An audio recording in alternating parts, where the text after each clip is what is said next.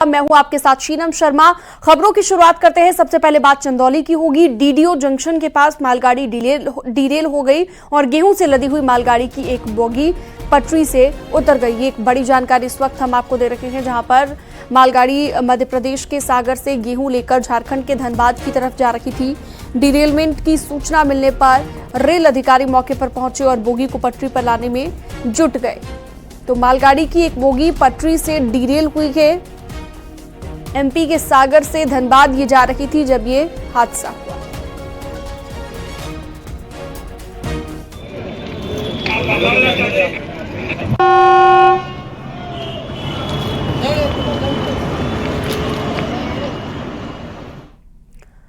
उन्नाव में दो बाइकों में जोरदार टक्कर हो गई। हादसे में दो लोगों की मौत हो गई और एक महिला समेत दो लोग गंभीर रूप से घायल हो गए। पहले इन्हें बांगरमऊ सीएचसी में भर्ती कराया गया और उसके बाद दो लोगों को गंभीर हालत में जिला अस्पताल के लिए रेफर कर दिया गया है।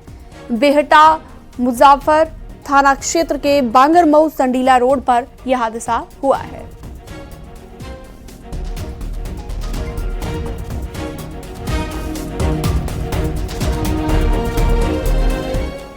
नोएडा ग्रेटर नोएडा एक्सप्रेसवे और यमुना एक्सप्रेसवे पर गाड़ियों की स्पीड पर ब्रेक लगाई गई है। कोहरे और विजिबिलिटी कम होने के चलते यह फैसला लिया गया है। यमुना एक्सप्रेसवे पर हल्की गाड़ियों की स्पीड 75 किलोमीटर प्रति घंटा और भारी गाड़ियों की 60 किलोमीटर प्रति घंटा कर दी गई है। वहीं नोएडा ग्रेटर नोएडा एक्सप्रेसवे पर न्यूनतम स्पीड 100 किलोमीटर प्रति घंटे से घटाकर 75 किलोमीटर प्रति घंटा कर दी गई है। वहीं भारी गाड़ियों की स्पीड 80 से घटाकर 40 किलोमीटर प्रति घंटा कर दी गई है। ये 15 दिसंबर से 15 फरवरी तक के लिए लागू रहेगा। नियमों का उल्लंघन करने वालों का चालान काटा जाएगा। कोहरे की दस्तक को देखते हुए गौतम बुद्ध नगर पुलिस कमिश्नर ने एक बड़ा निर्णय लिया है, जिसके तहत स्पीड लिमिट पर ब्रेक लगा दी गई है। इस समय नोएडा ग्रेटर नोएडा एक्सप्रेसवे पर मौजूद हैं और आपको बता दें यहाँ पर फर्राटे से जो रफ्तार भर रहे हैं वाहन, अब इन पर ब्रेक लगने वाली है। 15 दिसंबर से लेके 15 फरवरी तक ये नियम लागू रहेगा। जो हल्के वाहन है यानी 4 पहिया वाहन, इनकी स्पीड लिमिट जो पहले 100 किलोमीटर प्रति घंटे थी उसको घटाकर 80 कर दिया गया है और जो भारी वाहन है उनकी स्पीड लिमिट जो है वो 80 थी, उसको घटा के 40 कर दिया है। बताया जा रहा है नोएडा ग्रेटर नोएडा एक्सप्रेसवे जो 24 किलोमीटर लंबा है, इस पर स्पीड लिमिट कर दी है कम, क्योंकि यहाँ पर वाहनों का दबाव ज्यादा रहता है और विजिबिलिटी भी बेहद कम हो जाती है। इसे रोड हादसों में कमी लाने के उद्देश्य से यह निर्णय लिया गया है। इसके अलावा यमुना एक्सप्रेसवे की अगर बात करें जो करीब 164 किलोमीटर लंबा है, उस पर भी स्पीड पर ब्रेक रहेगा। वहां पे भी भारी वाहनों की जो स्पीड लिमिट है वो 80 से घटाकर 60 किलोमीटर प्रति घंटे कर दी गई है। हरदोई में शहर की सड़कों पर स्केटिंग करते हुए नजर आते हैं कई ऐसे बच्चे जो सुबह शाम स्केटिंग के लिए सड़कों पर उतरते हैं, सड़कों पर स्केटिंग करते हुए दिखाई देते हैं। तेज गति से फर्राटा ये भरते हैं। इतना ही नहीं, सामने आ रही गाड़ियों के सामने भी स्टंट करते दिखाई देते हैं। शौक के चक्कर में अनहोनी का खतरा लगातार बना रहता है।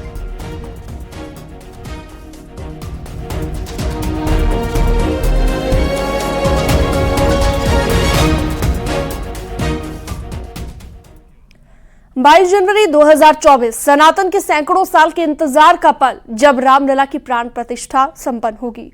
भगवान राम की नगरी में होने वाले महापर्व में शिव की नगरी काशी से भी आहुति दी जाएगी। काशी के पंडित लक्ष्मीकांत दीक्षित मुख्य अर्चक होंगे, जिनके हाथों रामलला की प्राण प्रतिष्ठा कराई जाएगी।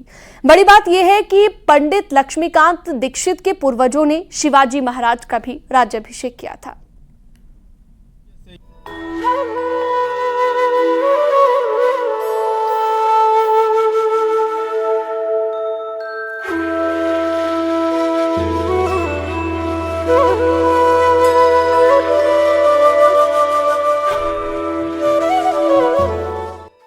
भगवान रामलला की प्राण प्रतिष्ठा के लिए राजा राम की नगरी अयोध्या त्रेता युग की तरह सज रही है। 22 जनवरी से पहले अयोध्या राम के रंग में रंग जाएगी। रामलला की प्राण प्रतिष्ठा वो पल रहेगा जिसकी स्मृति हृदय में हमेशा के लिए रच बस जाएगी।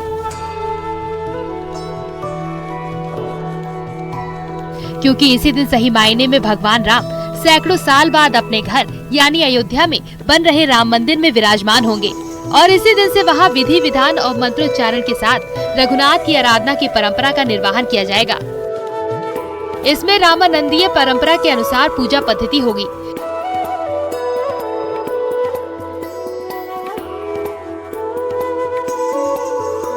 रामलला की प्राण प्रतिष्ठा का कार्यक्रम 16 जनवरी से शुरू हो जाएगा।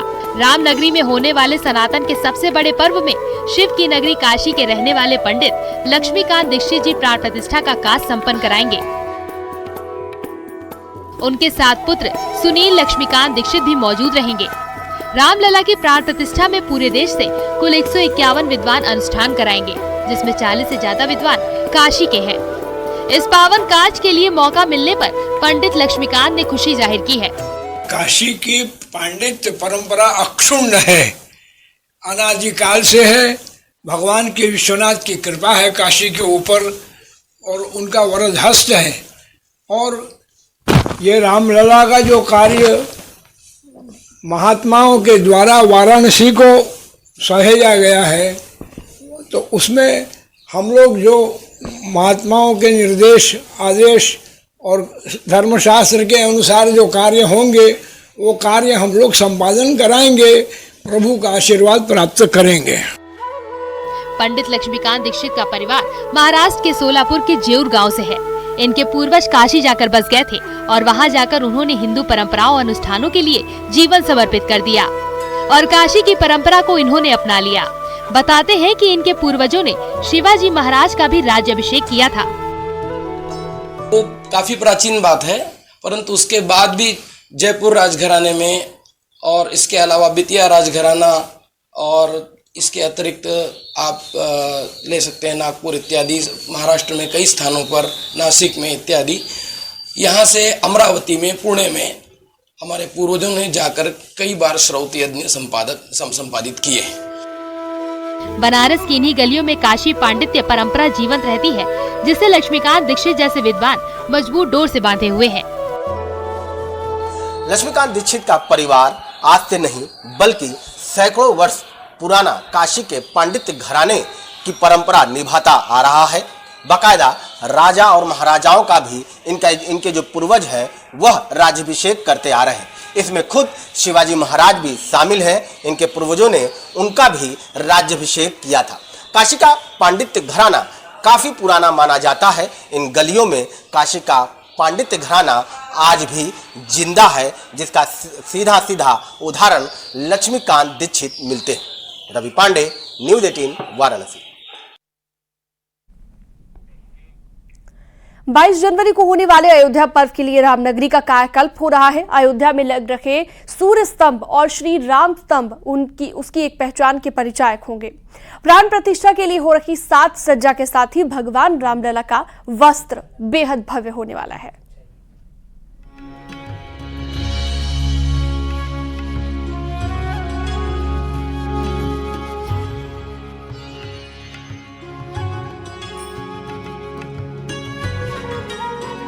राजा राम की नगरी अयोध्या को चमकाने और संवारने का काम तेजी से चल रहा है।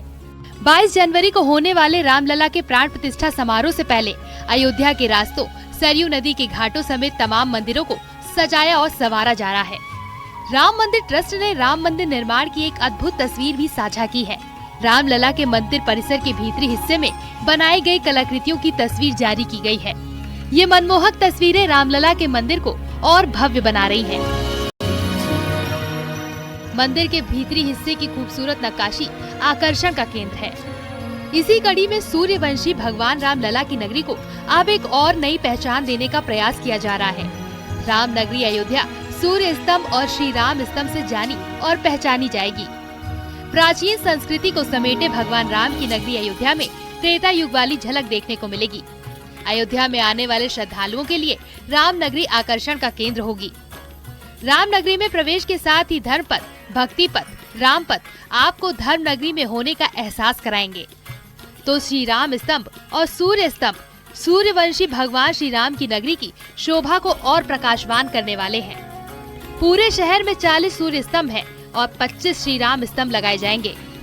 25 राम स्तंभ लगाए जा रहे हैं और इसको CSR के माध्यम से स्पॉन्सर कराया गया है। इसी प्रकार से जो हमारे जो सूर्य स्तंभ हैं वहाँ भी कंट्रीब्यूशन कुछ डिपार्टमेंट्स का है और कुछ CSR को यूज़ करके 40 सूर्य स्तंभ लगाए जाएंगे धर्मपथ पे, 20 स्टार्टिंग में और 20 के एंड पॉइंट पे। इस प्रकार के बहुत से प्रयास पूरे शहर में हो रहे हैं और ये सब आपको अब दिखने लगे हैं और अगले 20-25 दिन में काम जब समाप्त हो जाएंगे तो बहुत ही अच्छा और बहुत ही सुंदर शहर दिखेगा।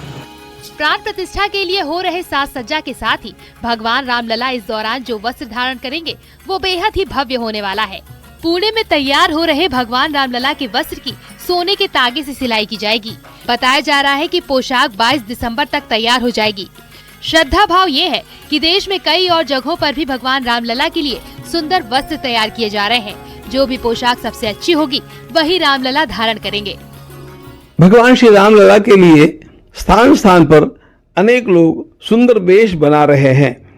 कोई गुजरात में बना रहा है, कोई अन्यत्र बना रहा है और हमारे पुणे में तो एक ऐसा वस्त्र बनाया जा रहा है जहाँ पर अनेक लोग आकर के दो धागे बुन करके और स्वर्ण के धागे बुन करके उसको तैयार कर रहे हैं। तो इनमें से हम लोगों को जो भी उस समय अच्छा लगेगा उस वस्त्र का स्वीकार करके हम भगवान रामलला को पधराएंगे। पूजा अर्चना और रामलला की प्राण प्रतिष्ठा की तैयारी जितनी विशेष है उतनी ही विशेष है रामलला की पोशाक।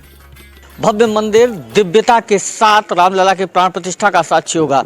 भगवान रामलला इस मौके पर जो पोशाक धारण करेंगे वो भी विशेष होगी।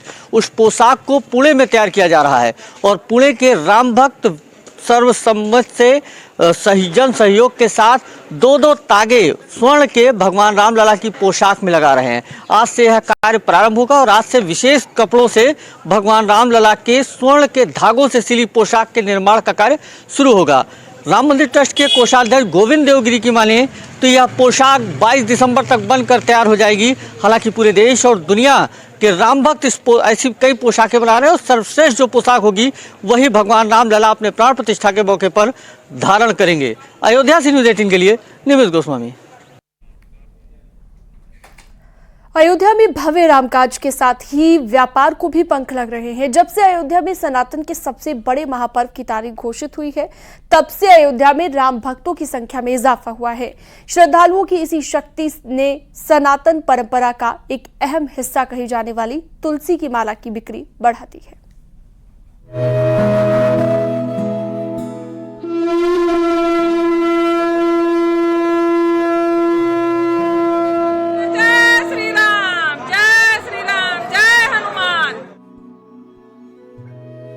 प्रभु राम की नगरी अयोध्या में जब से रामलला का भव्य मंदिर का निर्माण शुरू हुआ तब से लाखों की संख्या में श्रद्धालु प्रतिदिन धर्म नगरी अयोध्या पहुंच रही हैं। रामलला के मंदिर निर्माण के साथ ही अब बुजुर्गों के साथ ही युवा भी मठ मंदिर और सनातन संस्कृति की तरफ आकर्षित हो रहे हैं। सनातन संस्कृति का ही एक अभिन्न अंग है तुलसी। सनातन परंपरा में जिसका अपना एक अलग स्थान है, जिसे वैदिक काल से ही महत्व दिया जाता है। ये प्रतिदिन भगवान को भोग लगता है इसका और भगवान शालग्राम को चढ़ाई जाती है। इसके बाद में जो चढ़ी हुई है वो प्रसाद में भी वितरण होती है और 11 बजे ठाकुर जी को भोग लगता है उसमें ही लगाई जाती है और इसके बाद में रात्रि में भोग लगता है। और यदि ये पेड़ जब सूख जाता है तो इसका माला बनता है, छोटा भी बड़ा भी, और ठाकुर जी को धारण करा के फिर हम लोग प्रसाद रूप में धारण करते हैं इसको। वैसे भी अयोध्या के बाजारों में राम नाम की धूम मची है। भगवान राम की नगरी में तुलसी की माला का व्यापार लाखों में हुआ है। जब से रामलला के मंदिर का निर्माण शुरू हुआ तब से श्रद्धालुओं की संख्या में बढ़ोतरी हुई है। धीरे धीरे अब श्रद्धालु सनातन संस्कृति से जुड़े हुए भगवान से संबंधित सामानों से भी जुड़ रहे हैं। इस वक्त श्रद्धालुओं में तुलसी की माला पहनने का क्रेज काफी बढ़ा है। राम मंदिर निर्माण के साथ ही व्यापार को भी पंख लगे हैं। सनातन सभ्यता की ओर श्रद्धालु के झुकाव ने लोगों की आजीविका को भी बदल दिया है।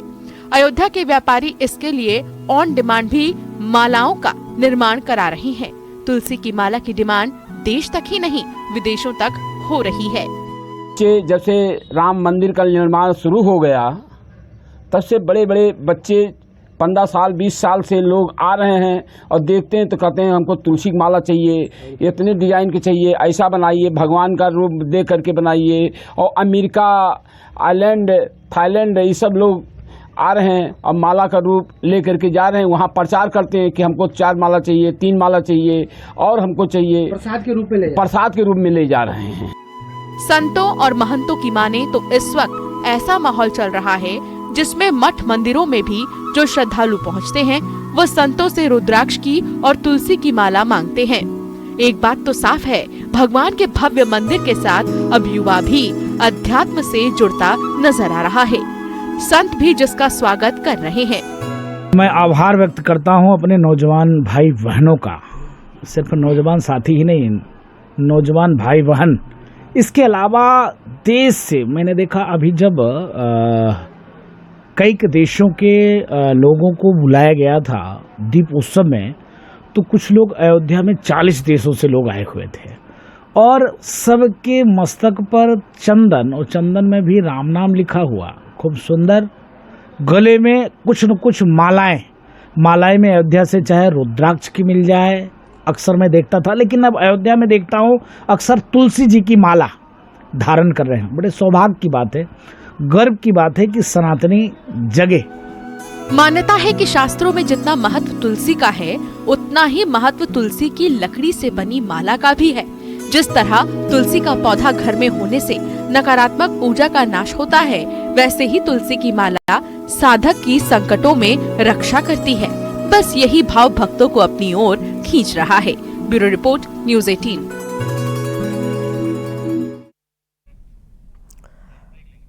और वक्त एक बहुत छोटे से ब्रेक का, जल्द लौटते हैं। कुछ और खबर। बचने के लिए अलाव जला रखे थे और इसी दौरान पास में रखे डीजल के ड्रम में आग लग गई।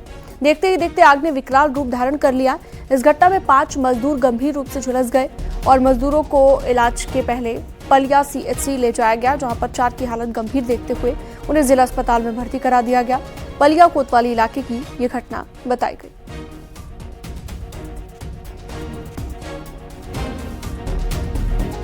वाराणसी नगर निगम ने गलियों को साफ सुथरा रखने के लिए कड़ा रुख अख्तियार कर लिया है। जी हां, बार बार चेतावनी देने के बावजूद जो लोग अभी भी गलियों में कूड़ा फेंक रहे हैं, उनके खिलाफ अब पोस्टर जारी करने की प्रक्रिया शुरू हो गई है। इसके लिए CCTV फुटेज का भी सहारा लिया जाएगा और फोटो को गलियों के चौराहे पर लगाया जाएगा। साथ ही कानूनी कार्रवाई भी इनके खिलाफ की जाएगी।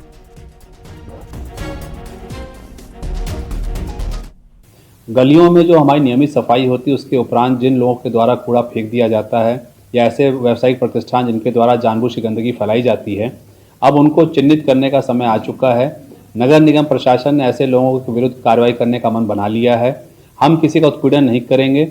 हमारी 2 चेतावनी के बावजूद भी यदि कोई अपने व्यवहार में परिवर्तन नहीं लाता तो नगर निगम को विवश होकर उसके खिलाफ विधिक कार्रवाई करनी होगी और ऐसे लोगों को चिन्हित कर उनके खिलाफ जुर्माना तथा उनका नाम हम सार्वजनिक भी करना चाहेंगे बैनर के मार्फत से, विभिन्न चौराहों पे पोस्टर लगा के। और इसी प्रकार अगर तब भी अगर नहीं व्यवहार में परिवर्तन आएगा तो प्राथमिकी भी दर्ज कराएगा नगर निगम। कौशाम्बी में जेल प्रशासन ने जिला जेल में बंद कैदियों के लिए भागवत कथा का आयोजन किया है। 3 दिनों तक ये कार्यक्रम चलेगा। बीजेपी सांसद विनोद सोनकर ने इस कार्यक्रम को पीएम मोदी की सोच बताया है। उन्होंने कहा कि पीएम मोदी मन की बात कार्यक्रम कौशाम्बी जेल के बंदियों की रचनात्मक तारीफ भी मन की बात कार्यक्रम में कर चुके हैं और उनकी तारीफ कर चुके हैं, ये भी उन्होंने कहा। देखिए, प्रयास किया जा रहा है क्योंकि मेरा अपना मानना है कोई जन्म से अपराधी नहीं होता। परिस्थितिवश अन्य कारणों से कोई भी अपराधी हो सकता है, तो उसके जीवन में बदलाव कैसे आए, उनके जीवन में जो घटना किन्हीं कारणों से घटी है उसको पश्चाताप हो और समाज में भी एक संदेश जाना चाहिए कि समाज और कानून सबको एक अवसर जीने का देता है।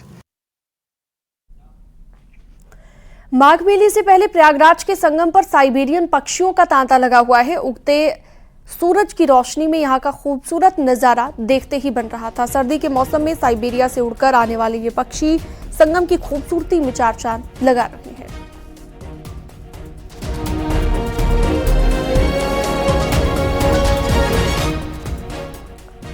अतीक अशरफ की काली कमाई खपाने वाली रियल एस्टेट कंपनियां अब प्रयागराज पुलिस की रडार पर है और पुलिस सूत्रों के मुताबिक टीम इन कंपनियों से पूछताछ की लगातार तैयारी कर रही है। जल्द ही इन कंपनियों के मालिकों और मैनेजरों को बुलाकर टास्क फोर्स पूछताछ करने जा रही है। आपको बता दें कि बिल्डर के घर पर ईडी ने कुछ महीने पहले छापेमार कार्रवाई की थी और छापेमारी में बेनामी संपत्तियों के दस्तावेज बरामद हुए थे। अतीक अशरफ की हत्या के बाद ईडी ने शहर के कई बिल्डरों और कारोबारी के प्रतिष्ठानों के घर पर छापेमारी की थी। उमेश पाल शूटआउट केस के बाद माफिया अतीक अहमद और अशरफ की हत्या हो चुकी है, लेकिन लगातार माफिया अतीक अहमद और अशरफ के बेनामी और अवैध संपत्तियों का खुलासा हो रहा है। ऐसे तमाम लोग सामने आ रहे हैं जिनके नाम पर अतीक अहमद और अशरफ ने तमाम संपत्तियां खरीदी थी। इसके साथ ही साथ अशरफ की तमाम संपत्तियां कई रियल एस्टेट में शामिल की गई थी। अतीक अहमद और अशरफ की हत्या के बाद ईडी ने जब छापेमारी की कार्रवाई की थी, उस दौरान भी अतीक अहमद के कई करीबियों, कई बिल्डर के खिलाफ कार्रवाई की गई थी, जिसमें कई बेनामी दस्तावेज मिले थे। इसके साथ साथ कुछ रजिस्ट्रियां मिली थी और कैश, विदेशी मुद्राएं और आभूषण भी बरामद हुए थे। अब माना जा रहा है कि 5 रियल एस्टेट की कंपनियां ऐसी हैं जो कि पुलिस की रडार पर हैं। इनके मालिकों और इनके मैनेजर को बुलाकर जल्द ही टास्क फोर्स पूछताछ करेगी। धूमनगंज थाना क्षेत्र में हथवा और बमरौली के पूरे इलाके में अशरफ की ही अवैध संपत्तियों की, उसकी प्लाटिंग की कार्रवाई होती थी। वही वहां पर काम करता था और तमाम जो कंपनियां बनाई थी वो कंपनियां इस धंधे में उसकी मदद करती थी और उस तक पैसा पहुंचाया जाता था। अब इन कंपनियों से पूछताछ के बाद अतीक अहमद और अशरफ की और भी बेनामी संपत्तियों का खुलासा हो सकता है और जो रियल एस्टेट कंपनियां हैं उन पर भी अब शिकंजा कसा जा सकता है। सर्वेश दुबे, न्यूज़ 18 प्रयागराज। रुकते एक छोटे से ब्रेक के लिए जल्द